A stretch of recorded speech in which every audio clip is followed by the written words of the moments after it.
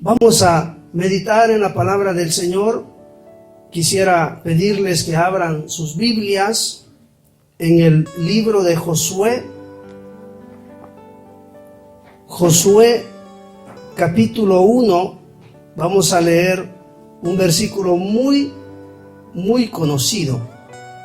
Capítulo 1, versículo 9. ¿Quién no conoce este versículo, hermano? Es muy conocido. Josué 1:9. Nos disponemos a leer la palabra de Dios. La leemos así como está escrita, en el nombre del Padre, del Hijo y del Espíritu Santo. Y dice: mira que te mando que te esfuerces y seas valiente. No temas ni desmayes, porque yo, Jehová tu Dios, estará contigo en donde quiera que vayas. Amén.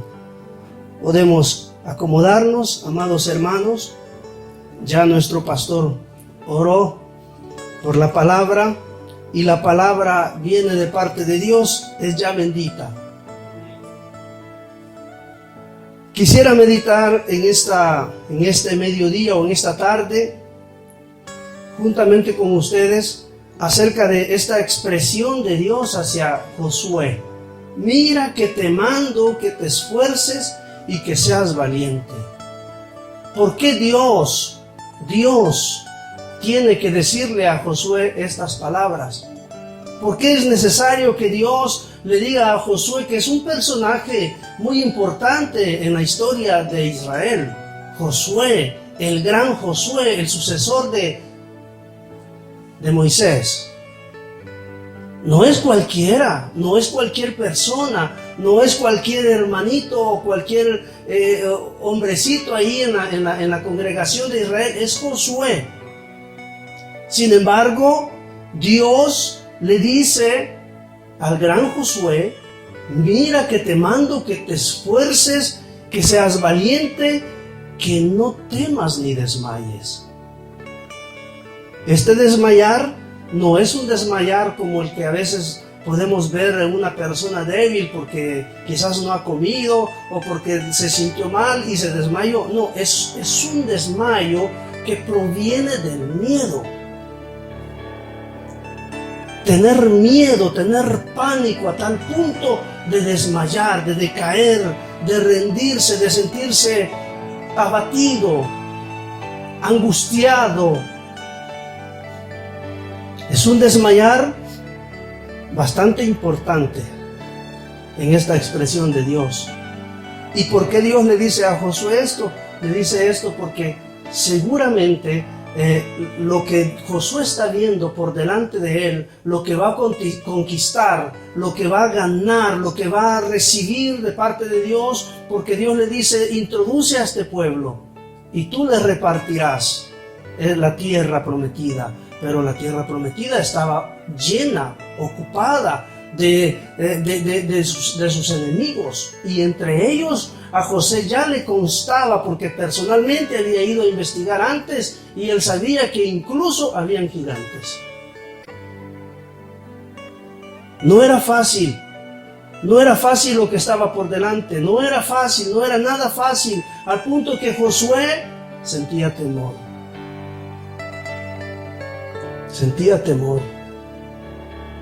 Entonces Dios mismo tiene que presentarse y le dice: mira que te mando. Y es lo mismo que Dios nos dice a nosotros. Es lo mismo, lo que dice Pablo, que lo que sucedió a los antiguos, partiendo desde que Dios comenzó a formar Israel, todo lo que pasó allá en el Antiguo Testamento hablaba de la iglesia de Cristo.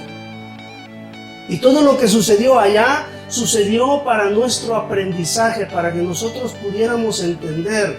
Todo lo que sucedió allá en Egipto, lo que sucedió en el desierto, todas las pruebas, todas las dificultades que se encontraron para poder entrar a la tierra prometida. Es lo mismo que la iglesia de Cristo hoy está probando en su diario caminar para llegar a la tierra prometida, que es esa tierra, la nueva tierra de la cual habla Apocalipsis. Juan dice: y vi una nueva tierra y un cielo nuevo, todo nuevo.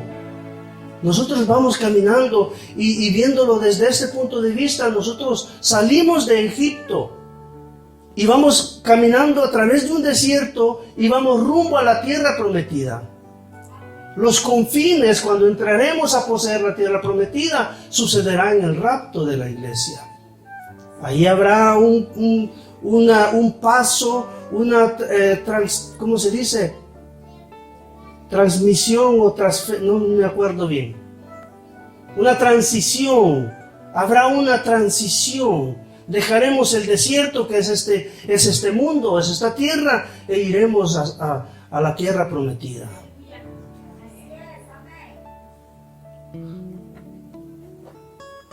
Ahora,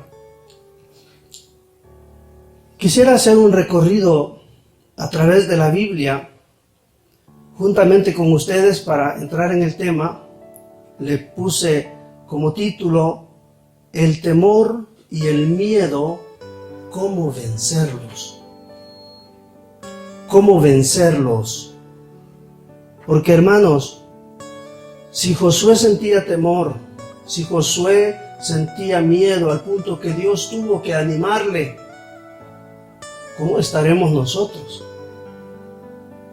En este diario caminar, estamos yendo, fíjese que nuestro destino no es cualquier cosa, es el cielo. Y quien piensa que llegar al cielo va a ser fácil, ¿cuánto se equivoca? Es necesario esfuerzo, es necesario la valentía, es necesario no temer y es necesario no desmayar. Lo que se le dijo a Josué. Entonces vemos, hermanos, para ir entendiendo, les quiero hacer un recorrido en la Biblia. Si puede, lea. Voy a tener que correr un poquito porque me gusta leer mucho y el tiempo no ayuda. Génesis 1:26, y partimos desde ahí. Génesis 1:26. Dice Génesis 1:26, ahí encontramos la expresión de Dios cuando está creando, cuando está metiendo en orden las cosas en la creación. Y lo que dice ahí es: entonces dijo Dios, hagamos al hombre a nuestra imagen, conforme a nuestra semejanza. Eso es lo que dijo Dios. Hagamos al hombre a nuestra imagen y conforme a nuestra semejanza. ¿Por qué quise venir acá hasta el principio? Porque debemos entender cómo Dios diseñó y creó al hombre. Pregunta: ¿en Dios habrá algo malo? En Dios, en su naturaleza divina, no hay nada malo. Entonces, si Dios tomó de su naturaleza divina para colocarla en el hombre, dijo: hagámoslo a nuestra imagen y conforme a nuestra semejanza. Quiere decir que Dios creó al hombre con todo lo bueno, con características buenas. En el hombre no había nada malo, en el hombre no había maldad, en el hombre no habían, lo que ya vamos a ver, deseos, pasiones contrarias a Dios. No habían, porque Dios diseñó al hombre y lo creó a su imagen y conforme a su semejanza. Pero una de las cosas que quiero que meditemos hoy es qué es esta imagen y cuál es la semejanza que Dios colocó en el hombre. Para entenderla mejor es necesario que leamos Primera de Tesalonicenses 5:23, una característica del hombre donde podemos entender del por qué a veces nos suelen suceder algunas cosas negativas. En Primera de Tesalonicenses capítulo 5, versículo 23, leemos que dice, y el mismo Dios de paz, y el mismo Dios de paz os santifique por completo, y todo vuestro ser, espíritu, alma y cuerpo sean guardados irreprensibles para la venida del Señor. Entonces, ¿cómo creó Dios al hombre? A su imagen, a su semejanza. Cuando nosotros estudiamos a Dios, hasta parece mala la expresión que dije, pero cuando nosotros estudiamos acerca de Dios,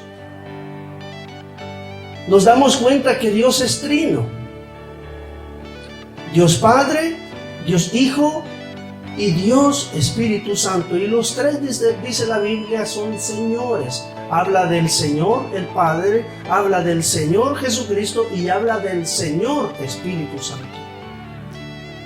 Los tres son señores, los tres son dioses, los tres son uno. Es un Dios dividido en tres formas de manifestarse. Estuvo el tiempo en el que Dios se manifestó al hombre como Padre, después llega el tiempo donde se manifestó el Hijo, después se va el Hijo y se queda el Espíritu Santo. Tres tiempos diferentes con tres grupos de personas diferentes. Y con nosotros dijo Jesús, es necesario que yo me vaya, pero no los dejo solos. El Espíritu Santo está aquí, aunque sí, Jesús mismo dijo que en el Espíritu habría de venir también el Padre y el Hijo. En realidad los tenemos a los tres con nosotros. Pero así como Dios, en su imagen, vemos que Él es trino, también el hombre es trino. El hombre es trino y lo acabamos de leer. El apóstol Pablo dice a los de Tesalónica, dice que todo nuestro ser es santificado de parte de Dios. Dice, el mismo Dios de paz lo santifique por completo, y todo vuestro ser, espíritu, alma y cuerpo. Nosotros también somos trinos. El hombre fue creado desde un principio, hablemos de Adán. El hombre fue creado con espíritu, alma y cuerpo. ¿A qué sirve el espíritu? El espíritu lo colocó ahí Dios porque era necesario para que el hombre se pudiera comunicar con Él, para que el hombre tuviera contacto con Él, porque Dios es espíritu. Dice Jesús en el capítulo 4 de Juan, dice, Dios es espíritu, por tanto los que le adoran es necesario que le adoren. Dios es espíritu. Entonces, si el hombre no tenía un espíritu, era imposible que se pudiera comunicar o que pudiera tener contacto directo con Dios, porque nuestro contacto con Dios no es a distancia, es nuestro espíritu conectándose con el Espíritu de Dios. Y así tenemos nosotros contacto con Él. De espíritu a espíritu. Dios tiene espíritu, el Espíritu Santo, aunque si la Biblia habla de más, pero ese es otro tema, de más espíritus, los espíritus de Dios, no es, hay más espíritus. Pero a través del espíritu del hombre y el espíritu de Dios es como tiene lugar la comunión con Dios. Es así como tiene lugar esta comunión con Dios. Pero cuando dice la Biblia que cuando Adán pecó, le dijo que no comiera del fruto prohibido, porque si comía ciertamente él iba a morir, y de hecho él comió, pero nosotros en la Biblia no lo vemos muriendo físicamente de inmediato, pero él sí murió. Lo que pasó ahí es que no murió físicamente, lo que murió de inmediato en ese momento fue el espíritu, que después Dios lo busca, porque no es que Dios lo dejó ahí, después Dios lo busca para continuar a tener una comunión con Él. Pero las consecuencias del pecado vinieron sobre toda la humanidad después de Adán, y la humanidad comenzó, aparte de aquellos que traían la secuencia de la promesa de Dios desde el inicio, de donde dijo que de la simiente de la mujer nacería uno que le aplastaría la cabeza a la serpiente, a excepción de esa línea, ese linaje que venía y que vino desde Adán hasta Cristo. Aparte de ellos, todo el resto de la humanidad nacía con un espíritu muerto, y nacen todavía con un espíritu muerto. Una vez, un joven quería seguir a Jesús y le dijo: déjame que te siga. Los que leen la Biblia sabrán que no estoy hablando disparates. Déjame seguirte, pero primero le dijo: permite que vaya a enterrar a mi padre. Jesús le dijo: deja que los muertos entierren a sus muertos. ¿Cómo es posible esto? Es que Jesús no está hablando de muertos físicamente hablando, sino muertos en el espíritu. Los muertos espirituales. Deja que los muertos entierren a sus muertos. Un juego de palabras que nos indican que el hombre sin Dios está muerto. La humanidad sin Dios son muertos que caminan, que pueden respirar físicamente, pero están muertos delante de Dios. Espiritualmente, el hombre está muerto sin Dios. Ahora, ¿para qué sirve el Espíritu? El Espíritu sirve para que el hombre pueda tener comunión con Dios. Para esto le servía. ¿Para qué? ¿Qué hay en el alma? En el alma está la esencia del hombre. Fíjese que hay hombres, y como hombre hablo del género humano, o sea, hay personas, mejor dicho, que piensan de que cuando se mueran, ahí va a terminar todo. Porque hay hombres y mujeres que están convencidos de que la única vida que el ser humano posee es la que tenemos en este cuerpo físico, y que cuando terminemos de respirar, cuando nos metan en una tumba o en lo que sea, en una caja, se acabó todo. Dicen allá en nuestros países: muerto el perro, se acabó la rabia. Sin embargo, la Biblia dice que no es así.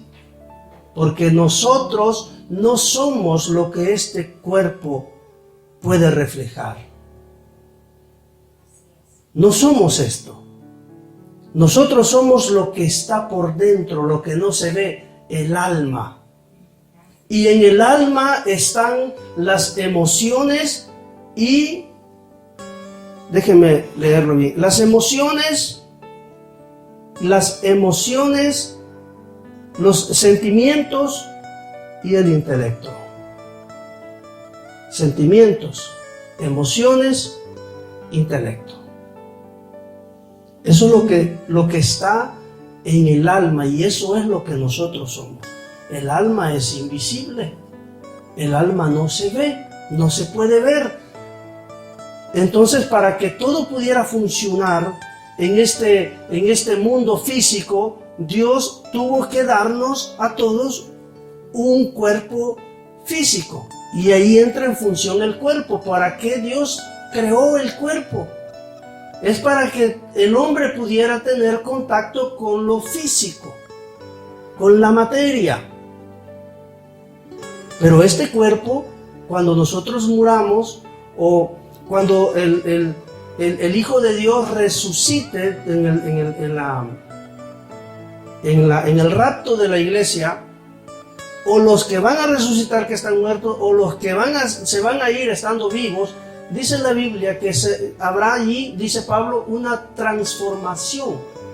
Este cuerpo físico será transformado, porque allá no entra carne ni sangre. Este cuerpo físico de carne y sangre nos servía solamente aquí en la tierra, para poder tener contacto físico con lo físico, con lo palpable, con la materia. Luego no sirve para nada. Este cuerpo yo lo llamo un reproductor del alma.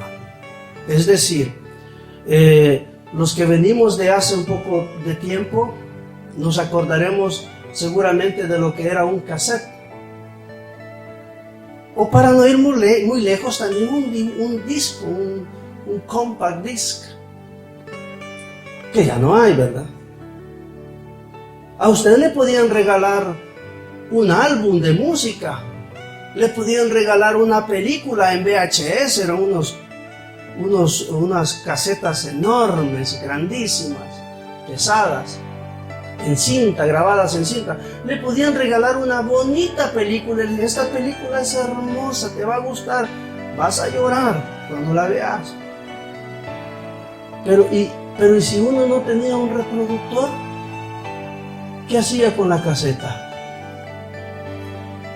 Veía la caja, podía ver la cinta, pero no lo que contenía. Se necesitaba un reproductor. Entonces el alma es como eso que está ahí en la cinta magnética, que para ser mostrada, reflejada, necesitaba de un reproductor, el famoso VHS, para ver la película. Ese reproductor es nuestro cuerpo. Y el alma es aquello que no se podía ver sin el reproductor. Para eso Dios puso el cuerpo, para que este cuerpo pudiera actuar en base a lo que el alma quisiera o el espíritu. Imagínense todo lo que hizo Dios en nosotros. Y nosotros no lo consideramos, a veces pensamos así. No lo consideramos, no lo tomamos en consideración todo lo que Dios ha hecho en nosotros. Nosotros somos la perfección de Dios. El hombre fue con lo que Dios coronó finalmente todo lo que hizo allá en Génesis. Primero hizo todo, la vegetación, los animales, todo. Después hizo al hombre, y ¿qué hizo? Le dijo: todo esto, hombre, es tuyo. Todo lo que creó antes lo hizo para el hombre. Que después el hombre se lo entregó a Satanás, esa es otra. Esos son otros 20 pesos, digo algunos por ahí. Es otra historia. Pero lo que quiero decir es que Dios nos hizo con espíritu, alma y cuerpo. El espíritu en todo hombre nace muerto. ¿Cuándo recobra vida? Cuando nosotros reconocemos, gracias al Espíritu Santo, que nos convence de pecado, y reconocemos que somos pecadores y nos arrepentimos y nos convertimos. Dice la Biblia que volvemos a nacer. En ese nuevo nacimiento renace el espíritu del hombre que estaba muerto. Ahora tenemos el espíritu vivo y podemos tener contacto con Dios. Por eso decía al inicio, cuánto es hermoso poder sentir la presencia de Dios, pero la sentimos todos. Es necesario tener el espíritu vivo para poder percibir la presencia de Dios. El cuerpo lo único que hace es reproducir la voluntad que es una cosa importante que no mencioné antes, porque si en el alma están las emociones, los sentimientos y el intelecto, todo esto va y lleva al hombre a actuar según su voluntad. Pero ¿quién es el que actúa la voluntad? Es el cuerpo. Por eso la Biblia dice en Gálatas capítulo 5, versículo 16 al 23, Gálatas 5, 16 al 23.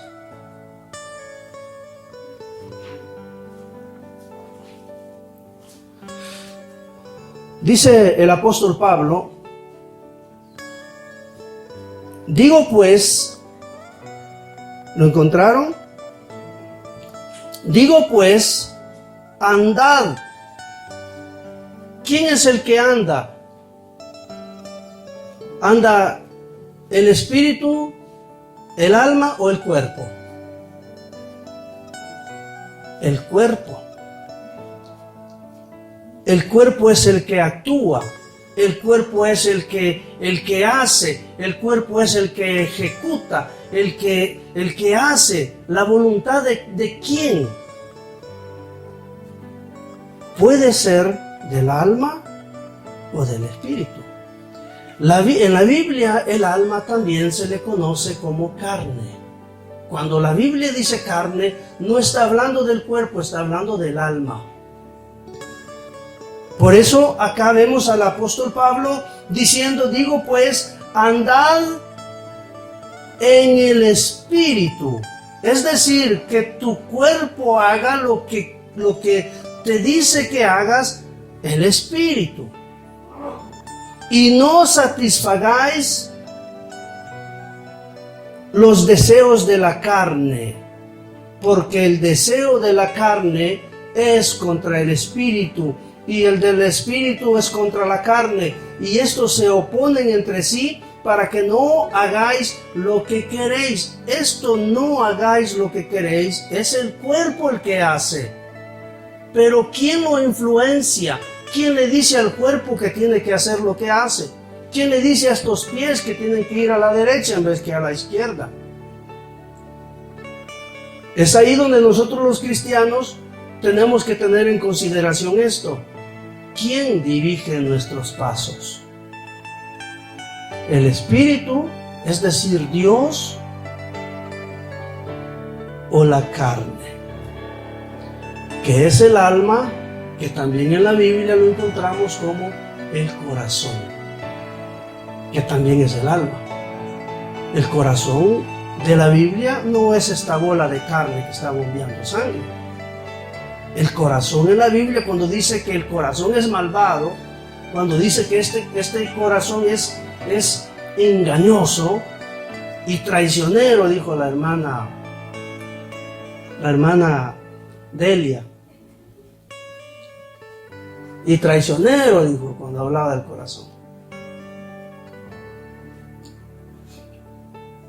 No es la bola de carne, es lo que produce los sentimientos, las emociones, el intelecto, que es el alma. ¿Quién influencia nuestro caminar? Entonces, habiendo entendido esto, hermanos, tenemos que considerar que lo que nosotros somos no es este cuerpo solamente reproduce o hace lo que le viene dicho que haga, pero nosotros no somos esto. Este cuerpo va a acabar un día. Aunque si somos muy bonitos, pero como los gusanos no atinan, se van a dar gusto un día. Lo importante es lo que está adentro. Eso es lo importante, lo que está adentro. Ahora, si como comencé hablando acerca del temor, quiero enfocarme un poquito en esto. El temor y el miedo es un sentimiento que cuando viene nos neutraliza, nos controla, nos quita la capacidad de actuar a tal punto que nos impide avanzar en cualquier cosa que nosotros queramos. Nos bloca, en pocas palabras nos bloca, al punto que llega a controlarnos. Y esta era la situación de Josué, viéndolo todo aquello que tenía que conquistar. Le pareció talmente difícil lo que estaba por delante de él. Seguramente pensaba en aquellos gigantes que había visto anteriormente y quizás pensó, ¿cómo voy a hacer? ¿Cómo voy a hacer? a introducir toda esta gente, repartirle la tierra prometida? ¿Cómo voy a hacer?, habrá dicho Josué. Pues él era un hombre y con justa razón se estaba preocupando. Pero lo importante no es esto, sino lo importante es lo que Dios le dijo. Le dijo Josué: es que no lo vas a hacer solo. No lo vas a hacer solo. Le dice Dios: esfuérzate, sé valiente, no temas ni desmayes, porque yo, Jehová tu Dios, estaré contigo donde quiera que vayas. Y esta, hermanos, es la misma promesa que nosotros tenemos. Dijo Jesús: y yo estaré con ustedes todos los días. ¿O no lo dijo Jesús allá en Mateo capítulo 28, antes de irse? Y yo estaré con ustedes todos los días hasta el final. ¿No es lo mismo que le dijeron a Josué? Y si Dios está con nosotros, ¿quién contra nosotros? Pero a veces nuestro malvado corazón nos hace pensar en determinados momentos, en determinadas situaciones, que estamos perdidos. ¿Y quién me va a librar de esta?, pensamos a veces. ¿Quién me va a ayudar? Ya fui, dicen algunos. Y permitimos que venga el temor, el miedo, nos invada y nos paraliza. Cuando Dios creó al hombre, lo creó sin miedo. Porque dije al inicio que dijo Dios: hagamos al hombre a nuestra imagen y a nuestra semejanza. Y en Dios no había nada malo. El miedo no es de Dios. No es de Dios. ¿Cuándo se originó el miedo? ¿Cuándo comenzó el miedo? Siempre allá en Génesis. Cuando vamos a ver Génesis capítulo 3, versículo 9, Génesis 3, 9, después de Adán haber pecado, dice, versículo 9, mas Jehová Dios llamó al hombre y le dijo: ¿dónde estás tú? Y él respondió: oí tu voz en el huerto y tuve miedo porque estaba desnudo y me escondí. Y Dios le dijo: ¿quién te enseñó que estabas desnudo? ¿Has comido del árbol que yo te mandé que no comieses? Adán nunca sintió antes miedo. Ahora estaba con miedo y escondido. ¿De dónde vino este miedo? El miedo llegó juntamente con el pecado, porque no estaba en el hombre. Llegó juntamente con el pecado. Pero lo que la Biblia nos enseña y lo que Dios quiere que nosotros entendamos es que cuando nosotros volvemos a nacer, el espíritu renace o revive o resucita. La Biblia lo menciona en diversas formas. Volvemos a tener esa comunión con Dios. Y de aquí en adelante, dice la Biblia, y es lo que Jesús decía siempre, ya no hay motivo de tener temor. Ya no hay motivo de vivir en el pánico, en el terror. Y si me pasa esto, y si me pasa aquello. Porque el temor y el miedo son contrarios a Dios. ¿Qué quiero decir? Quiero decir de que si yo vivo en el miedo y en el temor a tal punto de desmayar, como dije al inicio, significa una cosa: que no tengo confianza en Dios. Porque si yo tengo confianza en Dios, no voy a tener miedo. Aunque sí me pueden suceder cosas, pero no tengo miedo. Leyendo el libro de los mártires, un libro muy importante donde relata la muerte de los cristianos desde Esteban hasta el siglo XX, leía historia de cristianos que Dios intentaba salvarlos. en las persecuciones, porque a los cristianos los han partido por la mitad, los han amarrado sus extremidades a 4 caballos y los han estirado hasta que se revientan los miembros, las extremidades. Al hombre lo han tirado en parrillas de hierro rojas, a los cristianos los han metido en peroles de aceite hirviendo, como el caso de Juan. De todo les han hecho a los cristianos.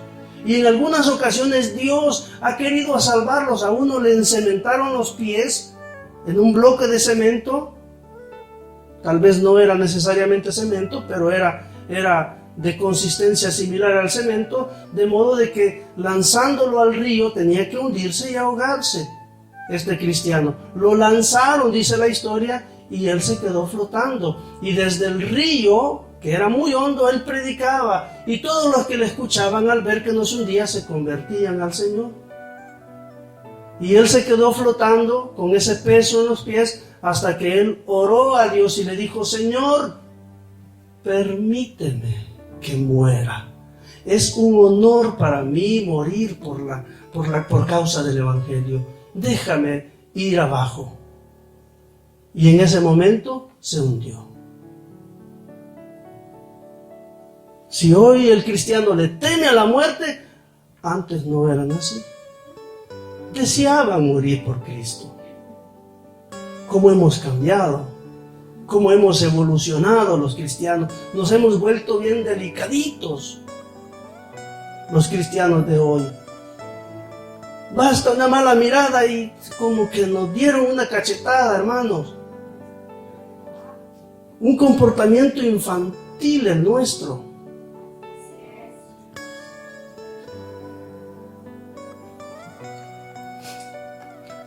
No sé cómo voy con el tiempo.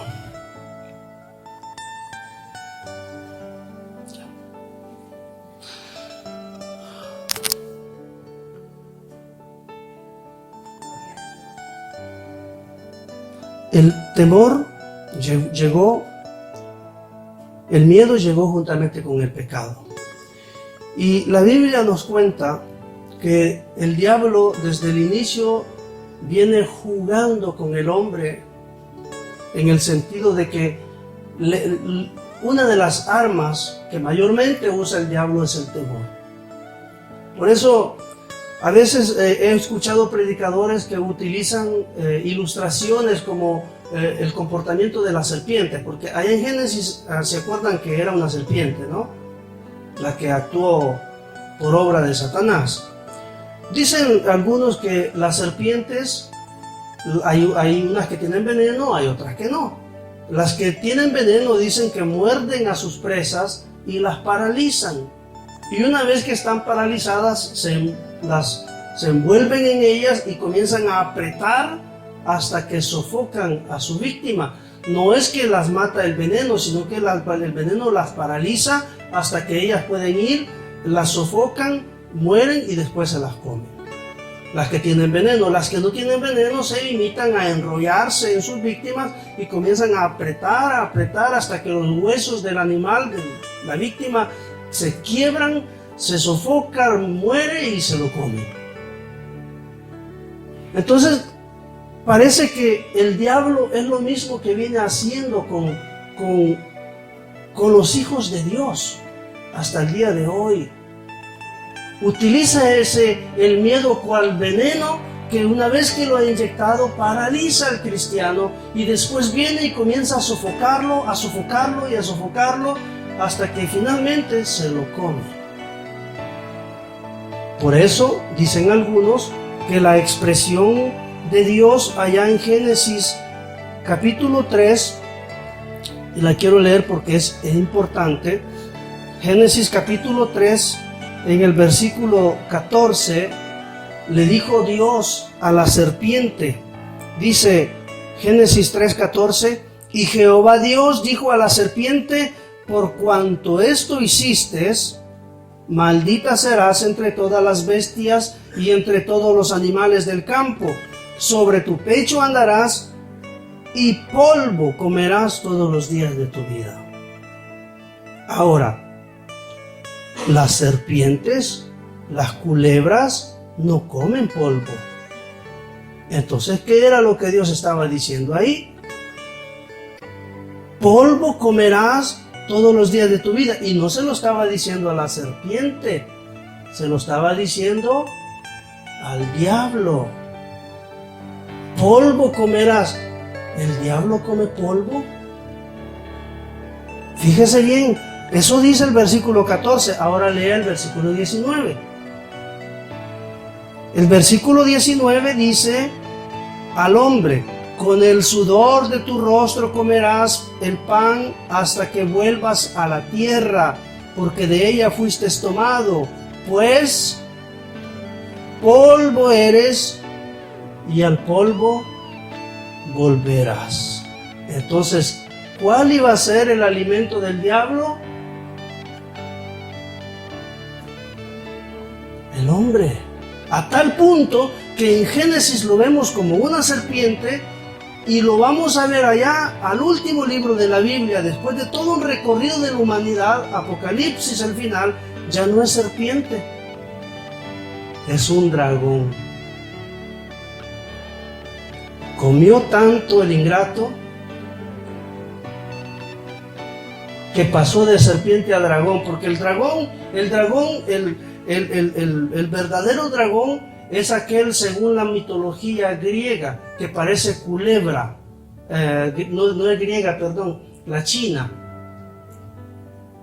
¿Han visto el dragón de la chinese que parece culebra? Ese es el dragón, y que tiene patas, porque también la serpiente al inicio tenía patas. Dios le dijo: andará sobre tu pecho. Primero la serpiente caminaba, pero le fueron cortadas las patitas. Pero pasó de serpiente a dragón. ¿Quién lo alimentó para que creciera tanto? El polvo, el hombre, el diablo, y para entender esto hay que estudiar algunas ramas de demonología, cómo trabajan los demonios, cómo trabajan los ángeles, pero fíjese que el diablo o los demonios se alimentan de la energía del hombre. Ahora, para entender esto hay que tocar otro tema muy profundo, pero sí se alimentan del hombre.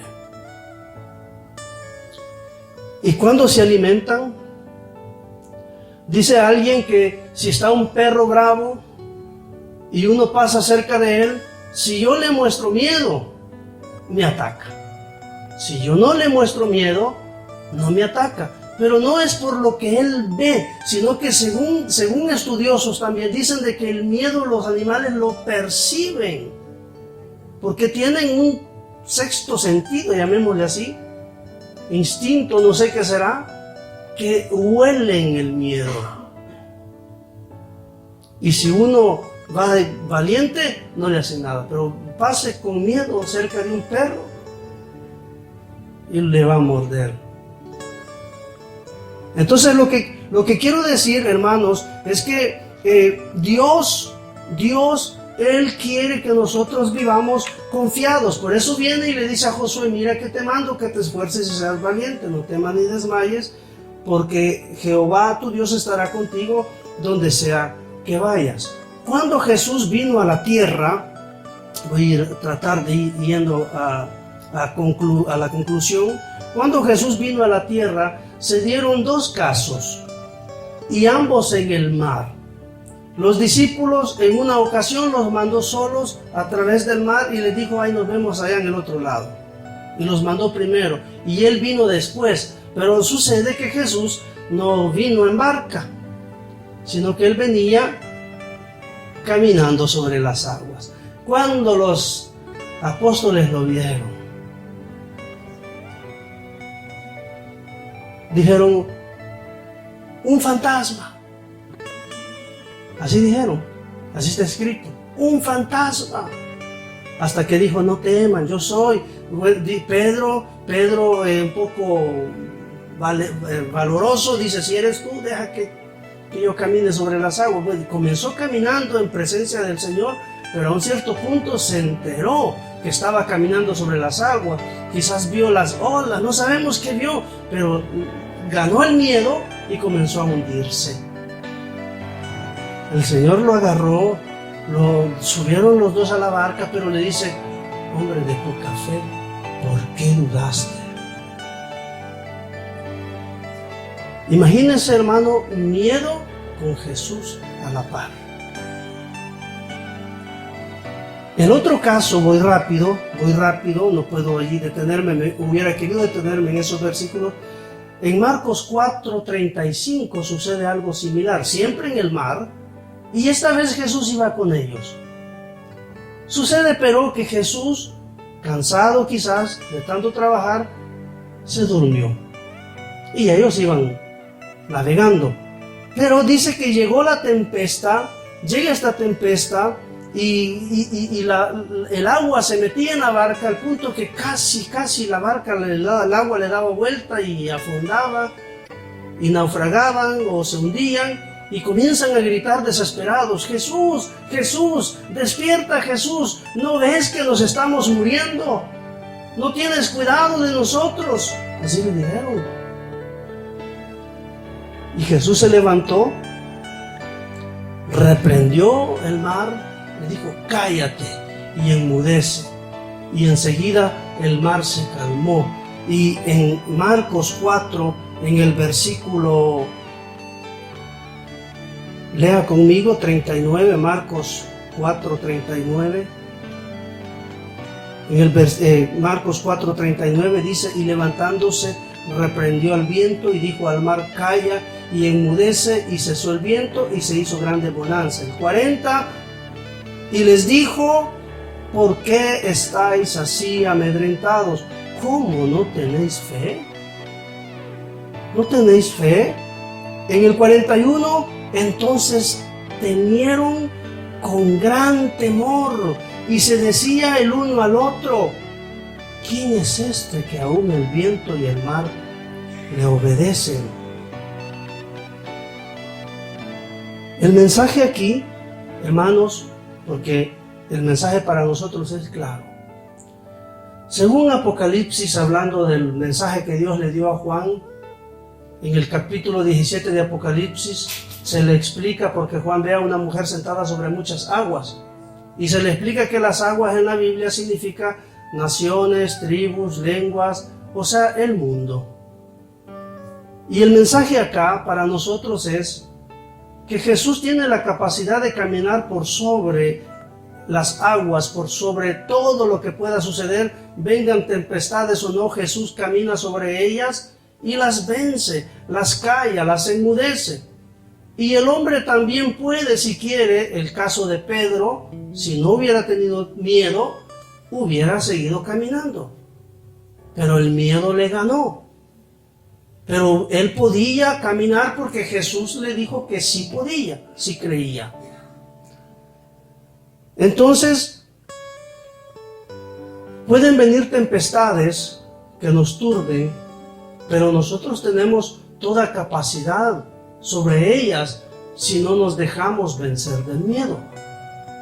Si nosotros no nos dejamos vencer del miedo, nosotros podemos vencer cualquier dificultad, adversidad, problema, cualquier cosa que se levante en contra del cristiano, el cristiano puede vencer. En Cristo Jesús sois más que vencedores.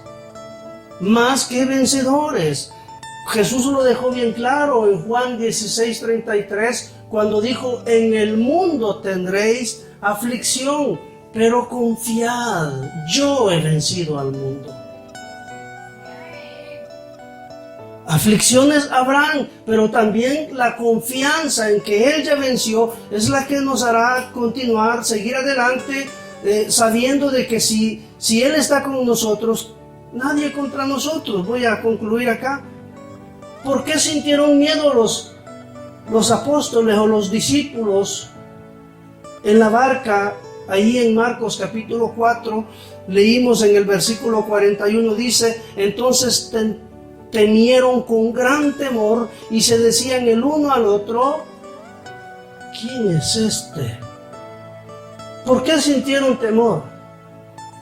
Sintieron temor y sintieron miedos, porque aunque si ellos caminaban con Jesús, comían con Jesús, dormían con Él, porque estaban siempre juntos, vivían con Él, porque aquel que seguía a Jesús dejaba todo y comenzaba con Él y no lo dejaba ni un momento. Día y noche estuvieron siempre juntos durante el ministerio de Jesús. El que lo seguía dejaba casa, dejaba trabajo, familia, todo, y se iba a cumplir la misión con Jesús. Hicieron todo esto con Él. Sin embargo, en medio de la dificultad se enteraron de una cosa importante, que aunque si estuvieron con Él todos los días, no le conocían. ¿Quién es este? ¿Quién es este?, decían entre ellos. ¿Quién es este? ¿Cómo quién es este? O sea que no lo conocían.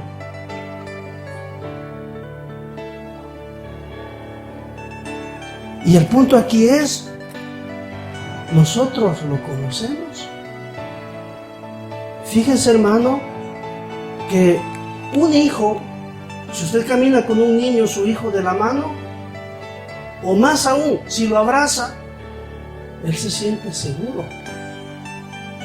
Una esposa, si está bajo el brazo o bajo el regazo de su marido, la mujer se siente segura, porque el hombre o el padre les brinda seguridad. La Biblia dice que la iglesia es la novia de Cristo, y también dice que somos hijos de Dios. O como hijos o como novia deberíamos de sentirnos seguros en Dios, porque Él nos brinda la seguridad que necesitamos. Entonces, ¿cómo vencer el miedo? ¿Cómo vencer el miedo ante las dificultades, ante todo lo que pueda venir?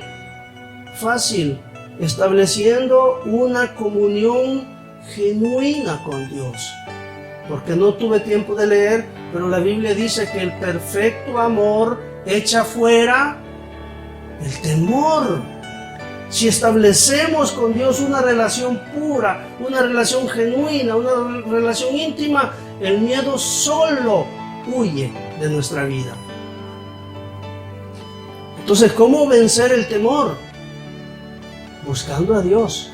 El salmista David en el Salmo 34 dice: busqué a Jehová y Él me oyó y me libró de todos mis temores. ¿Cómo voy a vencer los temores? Busqué a Jehová, busquémoslo, establezcamos una comunión íntima con Él, y en el perfecto amor de Él, el temor huirá.